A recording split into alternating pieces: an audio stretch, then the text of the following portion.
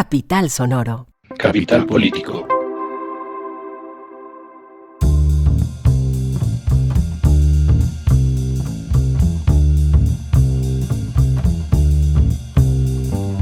Capital Político es un podcast que semana tras semana se ocupa de las noticias más importantes de Colombia, Bogotá y el mundo. Yo soy Santiago Rivas y este agitadísimo episodio de podcast viene cargado como un barco que viene de La Habana, lleno de temas, mucha cosa. Ustedes obviamente ya saben que vamos a hacer un repaso y que ese repaso va a estar enfocado en el dramononón que se convirtió o en el que se convirtió el novelón de lo que fue la disputa entre Laura Sarabia y Armando Benedetti, que terminó obviamente pues generando una grieta al interior del gobierno de Gustavo Petro y todo lo que se ha desprendido de ahí y otra serie de temúsculos.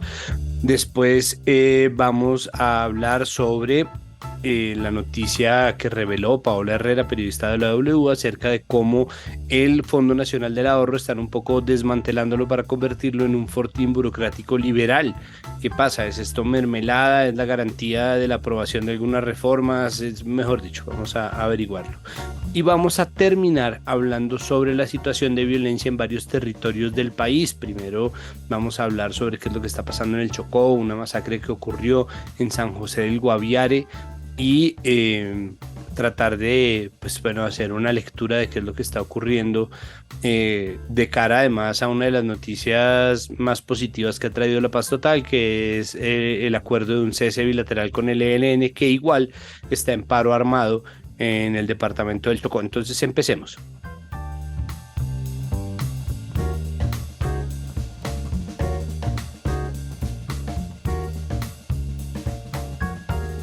Empezamos haciendo este repaso habitual por las noticias de la agenda, dando una pasada por, el agite, como si esto fuera la bicicleta estática más desbocada del mundo, porque uno pedalea, se cansa y al final parece que no pasó nada, o al menos no avanzamos un carajo.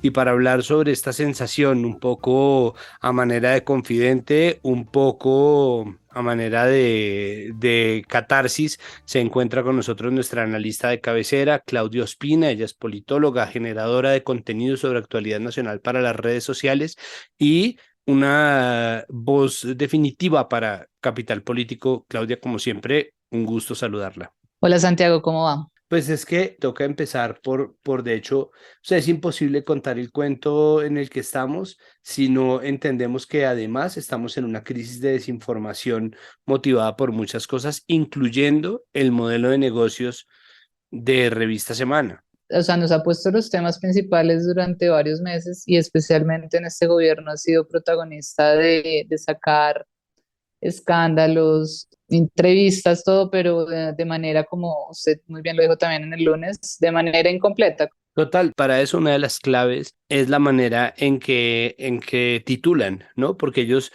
de una manera astuta o acorde precisamente con ese modelo de publicación, lo que terminan haciendo es que dicen, no afirman nada acerca, por ejemplo, de los dineros de la campaña porque no tienen idea de eso, tienen unos audios que ellos mismos editan para insinuarlo, pero la noticia realmente dice es, Semana tiene en su poder unos audios de Armando Benedetti, ¿no? Entonces uno está leyéndolo y uno lee eso, pero al mismo tiempo no está necesariamente procesando eso, uno está procesando todo el cuerpo de lo que está diciendo, los audios, la histeria, ¿no? Toca respirar un poco para darse cuenta de que son editados y de cómo están titulando, porque ellos se hacen responsables del desarrollo de la noticia a partir de lo que cuentan en el título. Este tipo de análisis es bueno que los ciudadanos lo veamos porque es una manera de titular completamente agresivo y que de una le da a uno una posición de lo que uno debería tomar en la noticia.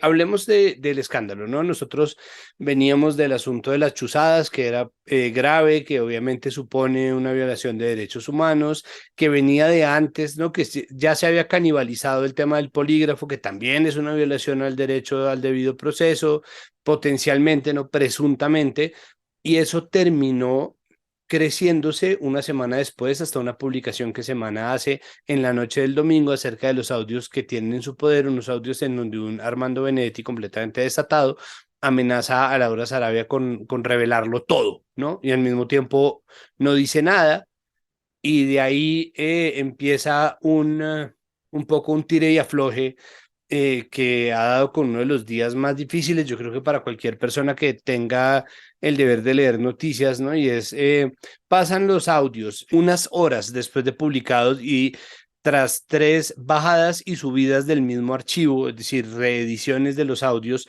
sale Benedetti a tuitear que los audios están manipulados y le pide disculpas al presidente Petro. Ya se había dicho que Benedetti era quien le había filtrado a Semana todo el asunto de Mariel Mesa, o al menos ese es el gran rumor, eso fue lo que salió en el reporte Coronel.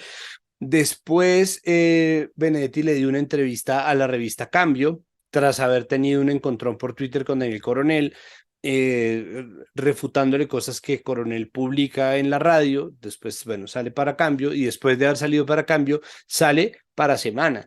Le pide disculpas a Petro. Petro saca un tweet muy desafortunado diciendo como intranquilos y como jajaja, y es como no, no, no. Momentico. Después saca una respuesta mucho más larga y en esa respuesta acepta las disculpas de Benedetti. Perdón este recuento, pero es que esto es necesario.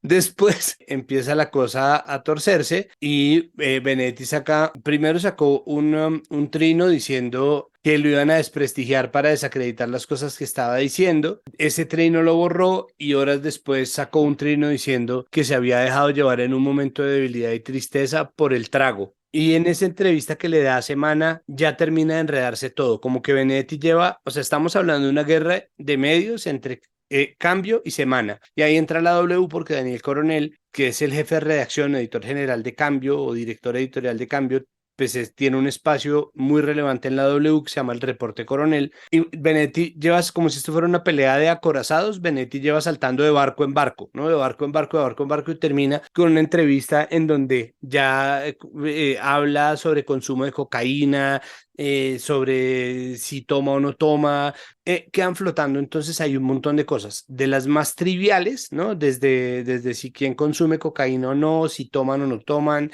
si están o no están, porque lo importante pues es que las cosas se hagan y hay una serie de consideraciones que amerita pensárselo mejor antes de salir a tirar a alguien por la borda por esa razón, como quiso hacerlo Álvaro Leiva, el canciller, diciendo que es que Benedetti dice de sí mismo que es un drogadicto, lo cual eso es muy problemático y no ayuda absolutamente en nada, pero queda también, obviamente, pues las declaraciones sobre la plata. Lo que pasa es que en la entrevista Benedetti le dice a Vicky, no, no, no, a mí me toca revisar porque, ¿no? Entonces en los audios a Sarabia le dice, vas a ver, yo conseguí 15.000 millones de pesos.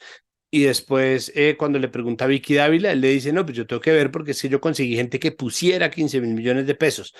Y ahí es como, no, empieza a recular, empieza a echar para atrás, empieza a tergiversar y al final lo que queda es como una serie de heridas abiertas, pero nada en concreto.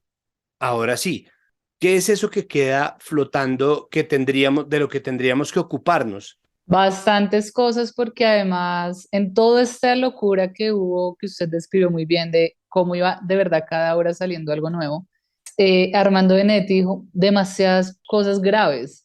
No solamente lo de los 15.000 millones de pesos, que pues obviamente ahí ya uno dice, ok, hubo o no corrupción en la campaña, sino por ejemplo también habló de Alfonso Prada y dijo que se robó el ministerio con la mujer, obviamente habla de Laura Sarabia y todo además desde ese tono que él tiene, que ha suscitado un montón de memes y chistes, porque vi uno que decía que por favor le pusieran subtítulos a los audios porque no entendían nada en costeño.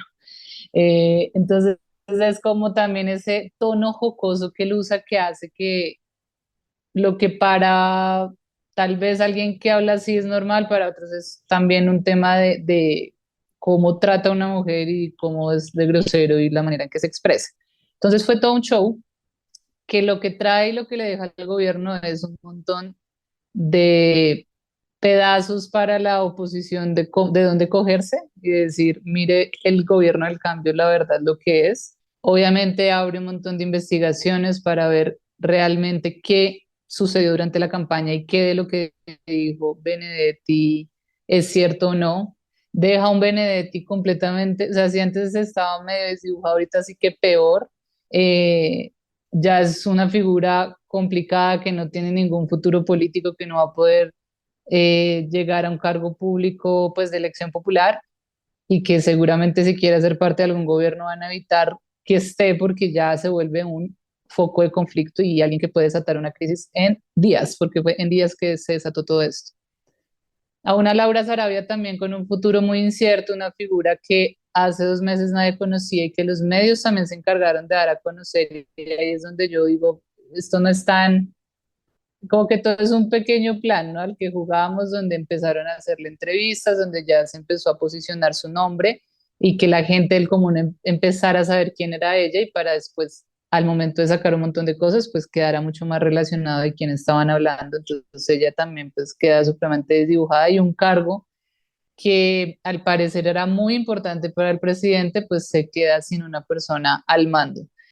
Deja a un Gustavo Petro en Twitter, tal cual usted lo dijo, primero como un poco burlándose con esa foto y feliz, pero luego ya de una manera muy seria y acá sí le rescato que ha intentado centrarse en lo que se tiene que centrar, siguiendo la ruta que tiene que seguir, de vamos a seguir en el Congreso trabajando, vamos a hacer esto, vamos a hacer lo otro y no quedar paralizado y como verse asustado, sino de frente seguir con lo que tiene que hacer y dejar abierto todo el camino y las garantías para que las investigaciones se hagan y que es una de las razones por las que Benedetti y Laura salen y es que él dice, necesito que ellos no interrumpan el proceso y se hagan las investigaciones que sean. Se le nota muy tranquilo con el tema de la campaña, entonces pues probablemente no suceda mayor cosa con eso, esperemos, porque si no sería un golpe muy fuerte. Pero sí, obviamente hay una opinión pública generalizada en el pueblo de incertidumbre. Y se lo digo porque nosotros acá tenemos como el tiempo, el trabajo y nos dedicamos a esto de buscar información, de corroborar fuentes, de ver diferentes puntos de vista, pero la gente al común se queda con el titular amarillista o con lo que escuchó una vez y ya. Y esto pues sí empieza a aumentar la desaprobación del gobierno y para la gente que tal vez lo vea como de verdad el gran cambio, pues empezar a notar que tal vez no es así. Y ni siquiera por él, siento que ha sido porque se ha rodeado de gente que pues no era la adecuada. Estamos en plenas elecciones y pues también todos quieren ver de verdad de qué manera le sacan jugo a este escándalo en pro de sus intereses políticos. Y ahí empieza obviamente a nacer como una serie de cálculos, ¿no? Sobre qué irá a pasar, ¿no? El gobierno, bla, y esto pues todo está pasando al mismo tiempo que los contenidos van de un lado para el otro. ¿Qué ha pasado en el Congreso mientras tanto? Bueno, le cuento que noticia súper importante que sucedió de verdad hace unos minutos mientras estamos grabando esto es que se aprobó en Senado en séptimo debate el proyecto de cannabis. Esto era muy importante que pasara porque estos proyectos, al tener tantos debates, en este caso son 8, si no pasa antes de que se acabe esta legislatura, tocaría volver a empezar de cero. Entonces es uno de esos proyectos que sí o sí tenía que avanzar y avanzó como se quería. Entonces eso por un lado, pues buenísimo. Hay un tema ahí que queda flotando también, es un asunto de debate político, la cantidad de gente que resintió la entrada de Benedetti y de Roy Barreras, ¿no?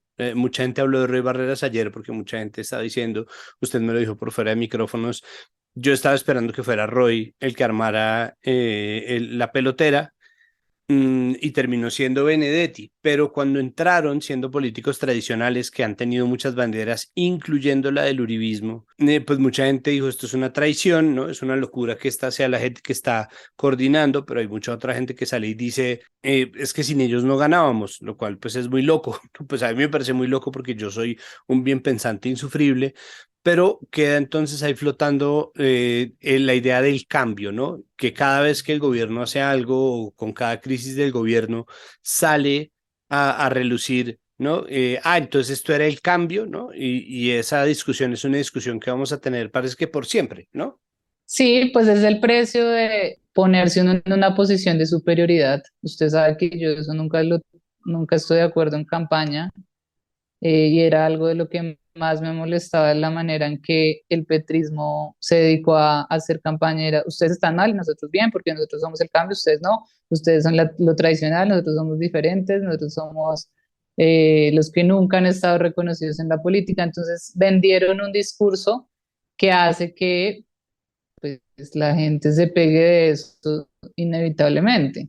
Se tendrán que hacer las investigaciones y ojalá se pueda esclarecer todo lo que dijo y que si dijo tantas cosas, pues también de las pruebas de lo que afirmó, porque uno no puede tampoco salir a destruir personas, campañas y gobiernos porque sí, y después decir no mentiras, es que estaba tomado, entonces lo siento mucho.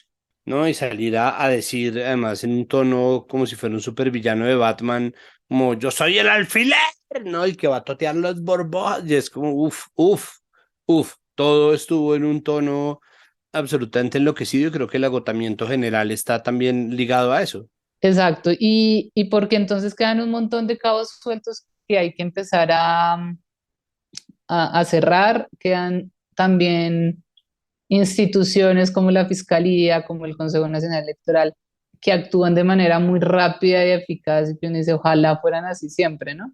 Pero bueno, hace parte también de la manera en que se están comportando muchas instituciones en este Congreso, donde ahí sí investigan rápido, sale todo a relucir muy rápido, pero pues bueno, siempre y cuando los resultados sean darle verdad y esclarecer muchas cosas para los colombianos, bienvenidas todas las investigaciones y ojalá se hagan de la manera correcta. Hay que hacer varias aclaraciones y es que volvemos al cuento de la oposición, ¿no? Nosotros hablábamos antes de entrar a grabar sobre cómo todo es, ¿no? La comparación eterna de esto no puede ser peor que la ñeñe política, pero entonces, ¿cómo sí?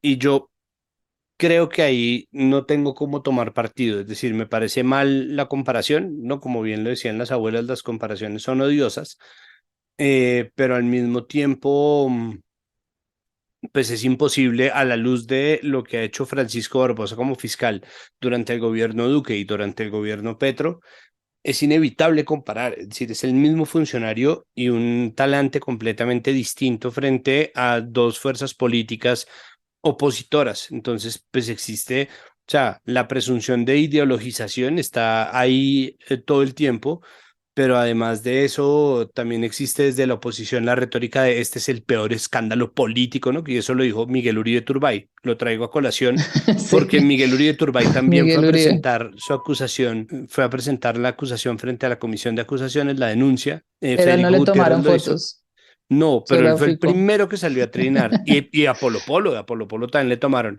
Ah, Todo, sí, Polo Polo. Y también Miguel salió a decir que había marcha, luego cambiaron el día. me parece que es una locura porque obviamente la desbandada, ¿no? Como la acefalía de la oposición trae consigo este tipo de espectáculos y es importante entender que de oficio la comisión de acusaciones debería empezar una investigación acerca de la financiación de la campaña en el caso pues de Gustavo Petro porque es exactamente el fuero, es la instancia, es la jurisdicción que puede juzgar a Gustavo Petro.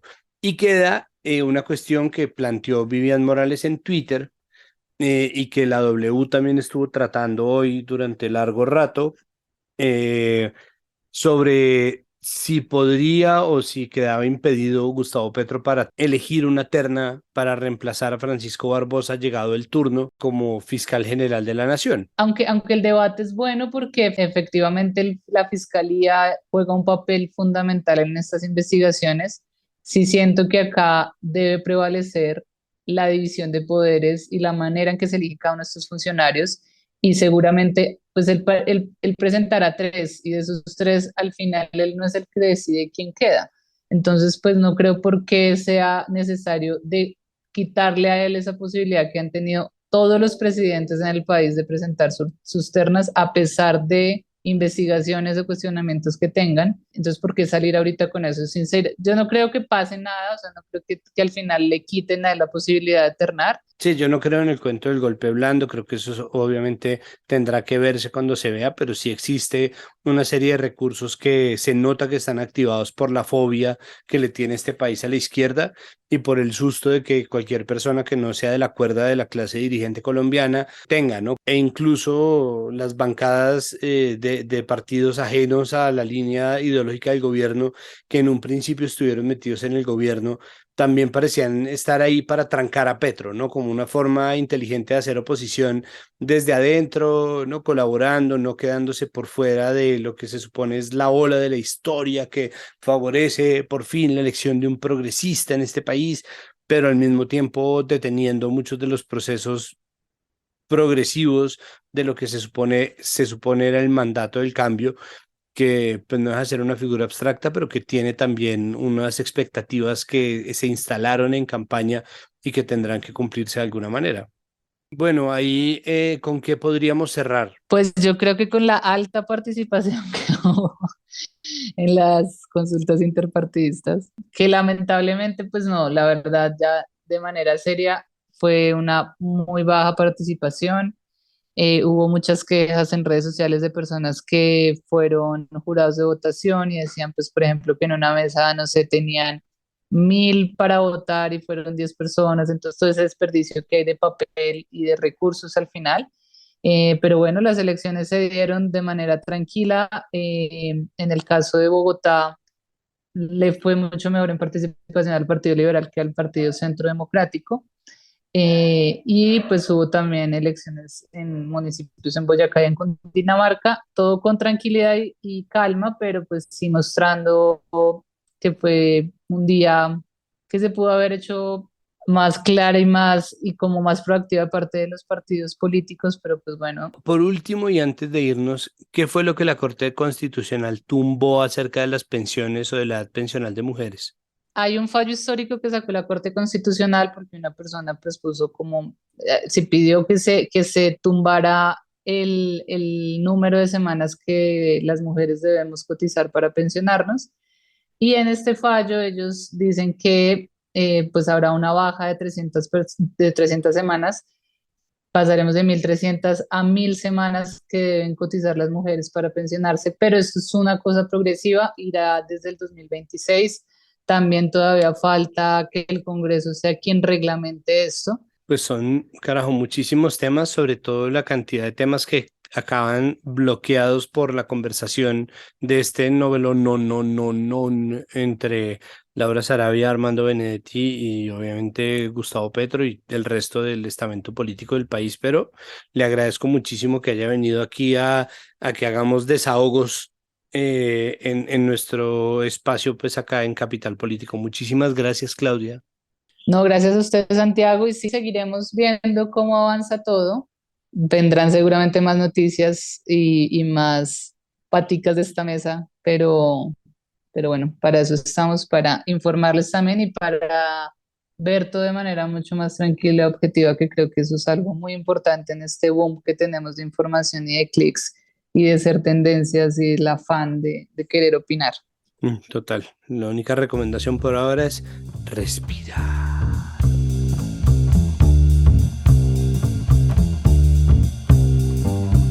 Santiago, recientemente la Defensoría del Pueblo hizo un llamado a las entidades nacionales y departamentales para que atiendan el confinamiento en el que se encuentran más de 5.000 personas en el casco urbano de Novita, Chocó.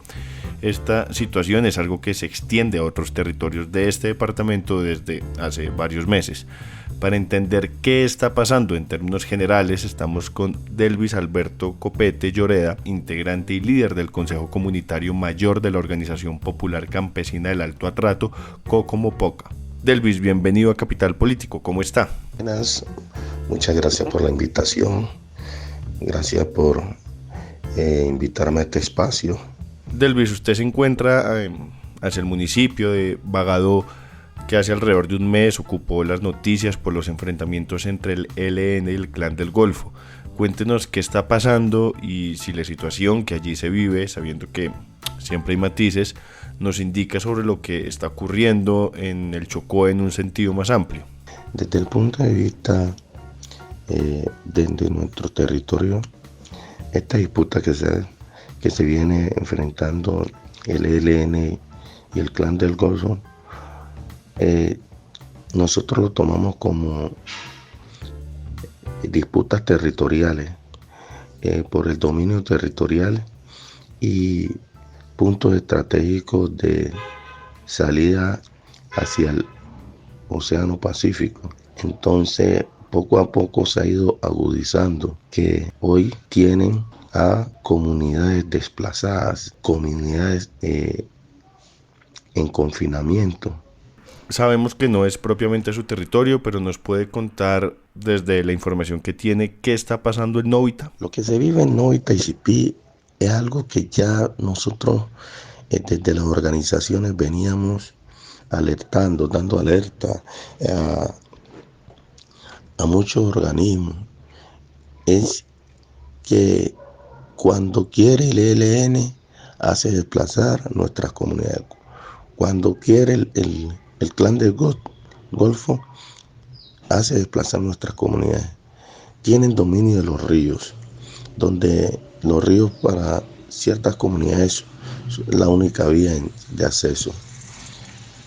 Dominan todos esos corredores que nosotros podemos ir a transitarnos para conseguir nuestros productos. Entonces son cosas que hoy en día ya se agudizaron y ya la gente ya no puede aportar más por sus hijos porque también están reclutándolos y todo eso. Deblis, ¿cuál es la situación en términos de desplazamiento en estos territorios? El número exacto de familias y personas que han salido del territorio no lo podemos decir claro porque hay personas que han salido por sus propios medios, hay personas que lo han sacado algunos organismos o también algunas ONG, entonces no se tiene un dato exacto de cuántas personas han salido del territorio. ¿Qué garantías piden para poder regresar a sus territorios? La garantía que nosotros como organizaciones exigimos es que nos dejen nuestro territorio sano, en paz, que no haya presencia de ninguno de los actores armados, porque cualquier actor que esté hace dominio en nuestras comunidades, nos vuelve vulnerables. Entonces, ¿cuál es la garantía? Que no estén los actores armados. ¿Qué se propone y qué se pide al gobierno y a las autoridades competentes frente a esta disputa entre el ELN y el Clan del Golfo con el fin de proteger la vida de la población civil? Lo que se le pide al gobierno es que en este proceso de paz se tenga en cuenta a nuestras comunidades y que el clamor de nuestras comunidades sirva como un punto de iniciación a esos diálogos que tienen con todos estos grupos y que en realidad se pongan la mano al corazón. Una gente que sufre mucho por todo el abandono del Estado y todo eso, que se pongan en la mano al corazón y busquen unas salidas y que a nuestras regiones nos traten de llegar con un gobierno que en realidad quiera estas comunidades. Delvis, muchas gracias por aceptar la invitación a Capital Político y estaremos muy pendientes de esta situación. Muchas gracias a ustedes por esta invitación y por hacer visibilizar toda la situación que estamos viviendo nosotros desde acá en nuestros territorios del Chocó, en especial el eje del San Juan, que está viviendo día a día este enfrentamiento entre el ELN y el Clan del Golfo.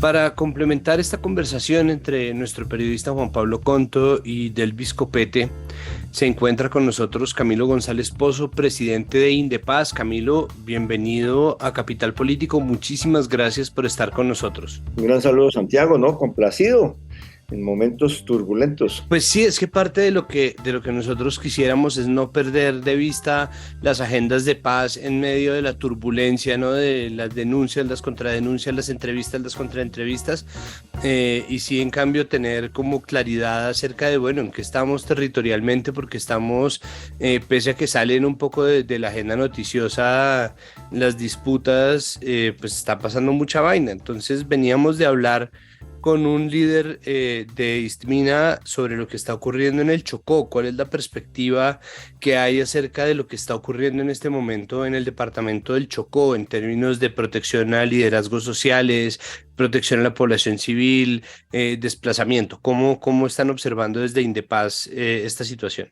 Pues mira, bueno, desde el punto de vista general, antes de hablar puntualmente de lo del Chocó, desde las organizaciones de paz y estos centros de pensamiento, pues se está insistiendo ante la crisis actual en que hay que reafirmar el propósito del Acuerdo Nacional por la Paz, eh, reafirmar ahora que se cumple un nuevo aniversario de la Constitución, el pacto por el Estado Social de Derecho, por una paz incluyente, con justicia social, sin corrupción. Yo creo que ese es un propósito indeclinable alrededor del cual hay que mantener la convocatoria más amplia. Y por supuesto conjurar estas violencias. Lo que está sucediendo en el Chocó, pues realmente es la persistencia de una disputa por no solamente territorios, sino riquezas, poblaciones, en esa esquina de Colombia, que además es el tránsito hacia Centroamérica, todo es una ruta privilegiada desde el punto de vista pues, de muchos intereses. Hay una disputa por los territorios étnicos. El departamento de Chocó, en el 95% es territorio de comunidades étnicas, consejos comunitarios de comunidades negras, resguardos, zonas de reserva forestal. Entonces, en el fondo lo que hay es una disputa por estas riquezas, por la madera, por el oro, por el agua, por estos puntos estratégicos. Y los armados, de manera consciente o inconsciente, son instrumentos de una manera, de una pretensión de despojo territorial a las comunidades locales, ¿no? Y ahí se están disputando, pues en estos momentos hay situaciones de confinamiento de centenares y miles de personas, sobre todo de comunidades étnicas, indígenas y negras, afrocolombianas, ¿no? Una lucha por imponer sus dictaduras locales armadas desde el Ejército de Liberación Nacional y el Clan del Golfo como principales protagonistas, con una ineficacia de la presencia del Estado y de la acción misma de la fuerza pública en el territorio, ¿no? Y eso, pues eso es lo que tiene subordinada a la población, una población que está clamando porque se haga una pausa, por lo menos, en la escalada de violencia. Y esperemos que ese clamor sea escuchado, ¿no? Tanto por los negociadores en La Habana, en este momento que estamos a puertas de noticias, como por parte de estas otras estructuras, a ver si entran en algún entendimiento humanitario para que le den tranquilidad a la región. Pero el Chocó tiene esa situación, hay un grupo del ELN que se la pasa llamando a paros armados, interrumpe las comunicaciones, en estas semanas ha lesionado la movilidad y ha confinado a muchas comunidades. Algunos hablan de con impacto en cerca de 600 familias, hay desplazamiento forzado. Entonces es una situación eh, terrible para las comunidades, pero al mismo tiempo, pues una convocatoria de solidaridad tanto en el Chocó como a nivel nacional. En este momento estamos en un paro armado convocado precisamente por esta facción del ELN y mañana 8 de junio inicia el cese bilateral al fuego entre el Estado colombiano y el ELN. Para entonces, o sea, se acaba el paro armado. ¿Esto cómo puede afectar positivamente las cosas en el Chocó? ¿Será que este cese bilateral también será un cese del fuego contra la población civil? Pues lo lógico es que una vez se haga vigente el cese y las medidas de alivio que se están anunciando desde La Habana, pues esto repercuta de manera inmediata en el Chocó, de que se levante todas estas acciones de paro armado y de confrontaciones, ¿no? Allí hay una retórica permanente y es que dicen que hacen cese al juego con el ejército, pero no hacen cese al juego con el Clan del Golfo. Y entonces, y al mismo tiempo acusan de que hay una complicidad paramilitar desde la fuerza pública. Entonces, con ese argumento pueden prolongarse situaciones y yo creo que por eso tiene que haber una comisión especial de manera inmediata de monitoreo, verificación y que debe acelerarse también la iniciativa de retomar conversaciones humanitarias con el Clan del Golfo, que tienen que mantenerse esa acción simultánea porque es una situación insostenible. Si el ELN hace ese al juego y es atacado por el Clan del Golfo, pues vamos a tener una quiebra de la situación muy manejable. Pero yo creo que hay que actuar simultáneamente y sobre todo el respeto a la población. Ahí hay una situación de minado y hay otros temas que son muy problemáticos. El tema de reclutamiento. No solamente reclutamiento forzado y reclutamiento de menores, son tres situaciones, las tres son problemáticas. El reclutamiento general y llamado, ¿no?, voluntario, forzado y de menores, eso está encadenado y está regido por un ambiente de terror. Yo le llamo dictaduras locales del terror, lo que se imponen en unas comunidades cuando llega un grupo armado a imponer su ley. Entonces, yo creo que son capítulos que requieren acuerdos especiales de implementación para la vigencia del derecho internacional humanitario. El derecho internacional humanitario no se negocia.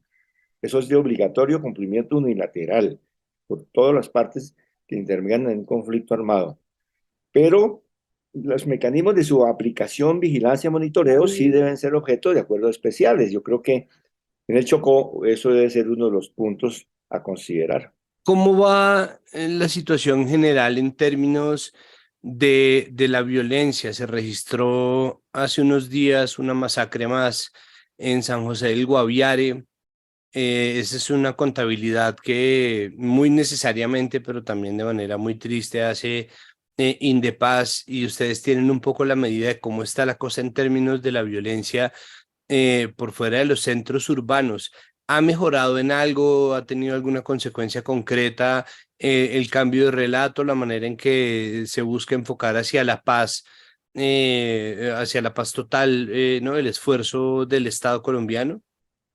Pues ahí tenemos varios indicadores y hay que hacer una lectura apropiada, porque vemos, por un lado, en lo que tiene que ver con asesinatos de líderes sociales, eh, en el mes de mayo, el registro que tuvimos de 10 asesinatos, en el mes de abril han sido 23, en el mes anterior han sido 13. Es decir, si miramos la situación de abril fue terrible, que tuvo que ver con todo lo que fue la agudización de conflictividades con el Clan del Golfo en la costa Caribe, sobre todo, ¿no? Pero la tendencia, si vemos la tendencia desde el año pasado para acá, hay una leve disminución del promedio, digamos, trimestral para tomar algún indicador de asesinatos.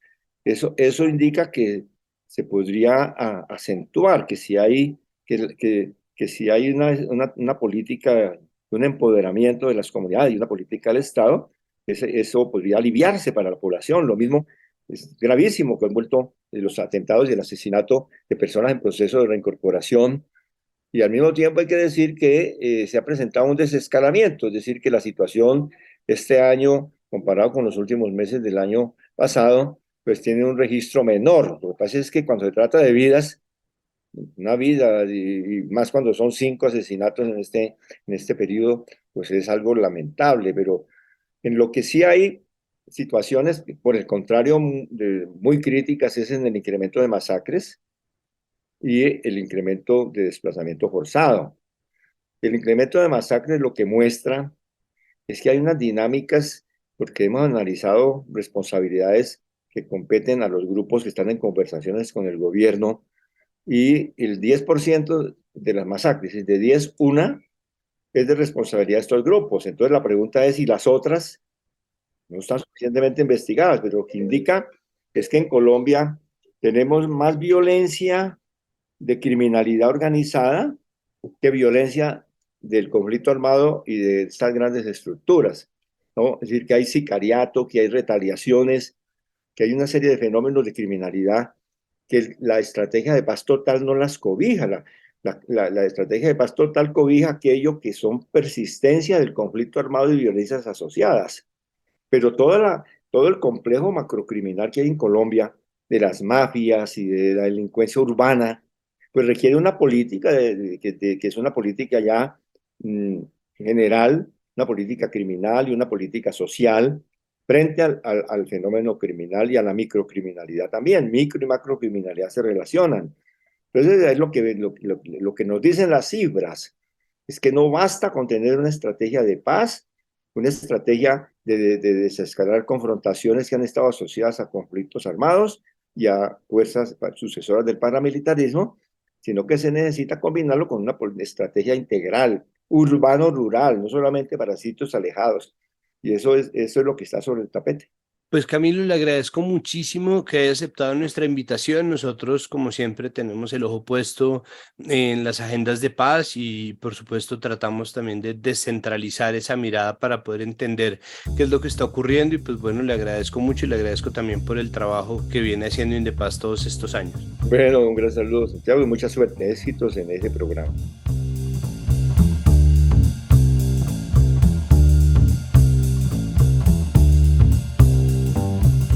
Continuamos este especial de Capital Político. Hablábamos en nuestro repaso con Claudio Ospina sobre las reformas y los trámites y una revelación hecha por Paola Herrera en la W. Un poco nos da una pista de por qué o cómo podrían seguir avanzando los trámites legislativos. No porque no deban, porque ya creo que quedó claro que lo correcto nos parece que pues, se siga con la agenda legislativa y pues, las investigaciones que tengan que hacerse se hagan, pero las cosas pues obviamente sigan su curso porque finalmente para eso es que se gobierna un país, para que salgan o no los trámites, pero sobre todo que se hagan. Y aún así nos inquieta esta revelación. Queremos saber qué es lo que está pasando con el Fondo Nacional del Ahorro y la manera en que se ha convertido en un fortín de repartija burocrática. Para hablarnos sobre este tema se encuentra precisamente Paola Herrera, periodista investigativa de la W. Paola, bienvenida a Capital Político. Muchísimas gracias por aceptar nuestra invitación.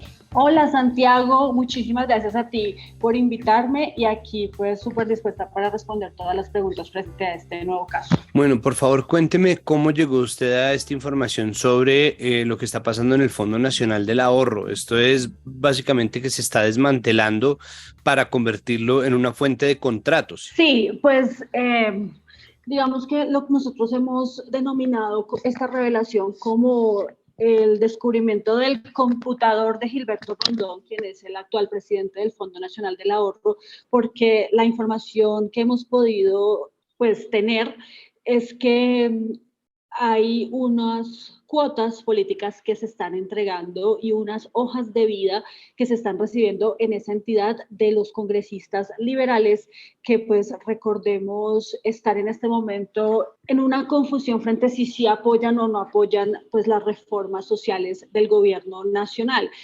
Digamos que lo que nosotros hemos podido conocer es que pues justamente para convencerlos de esa forma más expedita, más fácil de convencer a esos congresistas, pues fue repartiéndole puestos a diestra y siniestra y convertir, como usted decía, pues el Fondo Nacional del Ahorro en ese fortín que ahora pues es lo que se está evidenciando. Esto fue a raíz de una reunión que se realizó con la mayoría de los representantes y senadores del Partido Liberal y otros miembros del gabinete y en esa reunión también estaba el presidente del Fondo Nacional del Ahorro, Gilberto Rondón. A raíz de eso, entonces, nosotros nos preguntamos por qué está el presidente del Fondo Nacional en una reunión en donde el gobierno pues está pidiendo apoyo, pero pues nada tiene que ver con el Fondo Nacional del Ahorro porque estaba pidiendo apoyo para la reforma a la salud, específicamente para que votaran a favor de la reforma a la salud. Entonces empezamos a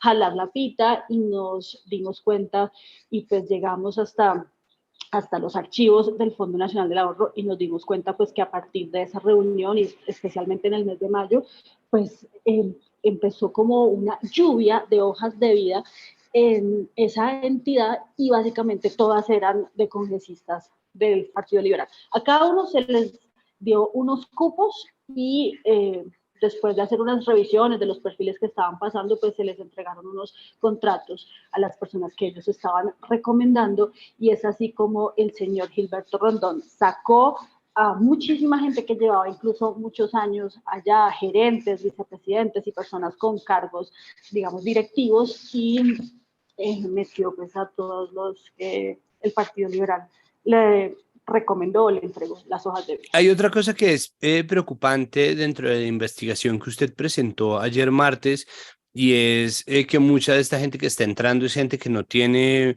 ni el bagaje ni el perfil para estar aplicando un contrato en el Fondo Nacional del Ahorro. Cuénteme esto, ¿a qué nos estamos enfrentando? Porque mucha de esta gente pues no puede estar ahí, no tendría por qué.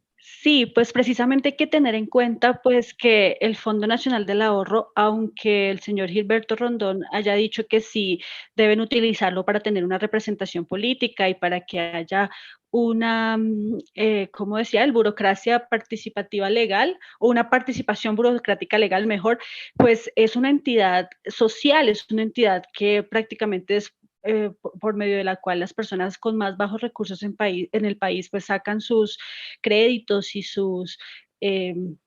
meten sus ahorros también para poder comprar una casa, para poder tener vivienda propia. Entonces, es la misión del Fondo Nacional del Ahorro, es muy importante, y por eso es tan triste que siempre pues terminen pagando, terminen siendo víctimas y sean los más afectados las personas más pobres en Colombia. Por eso es triste, decía, que se use una entidad de estas como un botín de los políticos. ¿Esto afecta la plata que está ahorrando la gente? Es decir, la gente tiene la posibilidad de perder la plata que está ahorrando en el Fondo Nacional del Ahorro por cuenta de esto, o la plata sale del presupuesto asignado para contratación de la entidad. No, el fondo tiene un régimen de contratación especial y tiene un presupuesto asignado para nómina. Lo que sí hizo este señor Gilberto Rondón es, digamos, ampliar la planta para poder ofrecer o entregar mejor contratos de prestación de servicios de cargos que, digamos, no se necesitan, y esto podría generar un detrimento, porque al aumentar la planta, pues aumenta el costo de la nómina, y pues eso puede ser un detrimento, pero no se afecta para nada ni los ahorros de los colombianos que están afiliados al Fondo Nacional del Ahorro, ni las cesantías, ni pues, digamos, la plata de las personas de a pie, pero de pronto en su momento sí se puede llegar a pensar en una afectación del presupuesto de la entidad, específicamente en el rubro de la nómina. Entonces lo que estamos viendo pues es como una especie de la multiplicación de las mermeladas. Pues esto es como un tarro de mermelada gigantesca. ¿En qué puede terminar?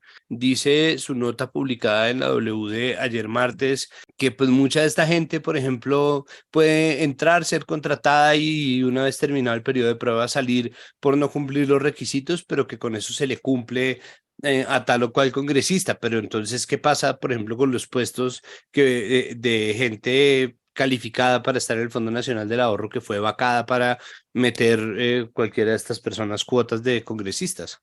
Sí, el tema es que el presidente del fondo, Gilberto Rondón, para defenderse, pues dice que ninguna persona que entre al fondo lo puede hacer sin cumplir los requisitos, es decir, que se están revisando, digamos, de una forma muy rigurosa cada uno de los perfiles, y que tienen que cumplir 4 pasos, como por ejemplo tener una hoja de vida o pues una profesión que tenga que ver con el cargo que van a desempeñar, tener una experiencia comprobada, tener además o pasar una entrevista de trabajo y luego hacer un tema de seguridad y de confiabilidad, que es para evidenciar pues que la persona no tiene ninguna investigación ni penal, ni disciplinaria, ni fiscal, y pues tampoco que tenga alguna deuda en mora. Esos 4 requisitos que dice él que se tienen que cumplir, y que así sea que llegue la hoja de vida del propio presidente Petro, pues tiene que cumplirse. Eso no se está haciendo, y digamos que ahí también él falta la verdad, porque la gente en recursos humanos, muchas personas nos han dado su testimonio asegurando que lo que se está haciendo es contratando a todas las personas que llegan a través de los congresistas, las hojas de vida que ellos están entregando, y una vez se contratan, ahí sí se empieza a revisar si cumplen o no. en caso de que no cumplan, de que tengan algún problema con esos 4 requisitos, pues cuando terminen su periodo de prueba son sacados de la entidad, pero por lo menos ya les ha dado el tiempo para que el congresista diga, ok, aquí logré meter a mi cuota y entonces sí voto a favor de la reforma. Digamos que es como una conclusión o una interpretación que uno puede hacer de cómo están operando para aceptar a todo el mundo con tal de tener rápidamente los votos y después ahí sí revisar para empezar a depurar en caso de pues, que haya un incumplimiento de estos requisitos. Ok, bueno, esto un poco tendremos que ver también qué ocurre entonces con las reformas, pero existe algo que puede hacerse un poco para frenar que se vaya a deteriorar el perfil idóneo de la gente que es contratada por el Fondo Nacional del Ahorro. Ahí, por ejemplo, o sea, ¿qué puede hacer? ¿Qué cabe?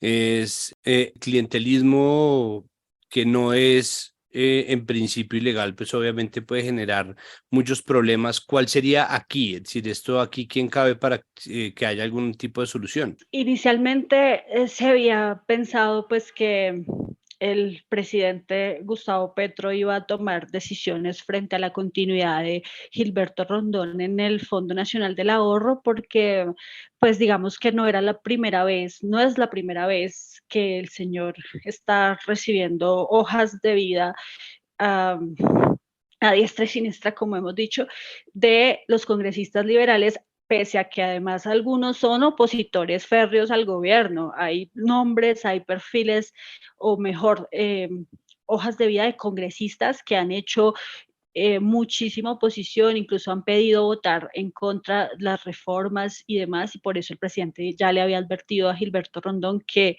no más esa práctica clientelista. Aún así, él siguió haciéndolo y pues lo que estamos viendo ahora es que se empiezan a llenar todos los cargos o la mayoría de los cargos del fondo con estas personas que además van a representar en un futuro también votos para los candidatos liberales en las elecciones regionales de octubre y están sacando a los que sí pues tenían idoneidad para hacer esas funciones y esto pues prácticamente pone en riesgo la gestión del fondo. Lo que decíamos anteriormente, es una entidad que funciona tal cual como un banco comercial y necesita perfiles especializados para hacer el otorgamiento de créditos y sobre todo para ganar utilidades.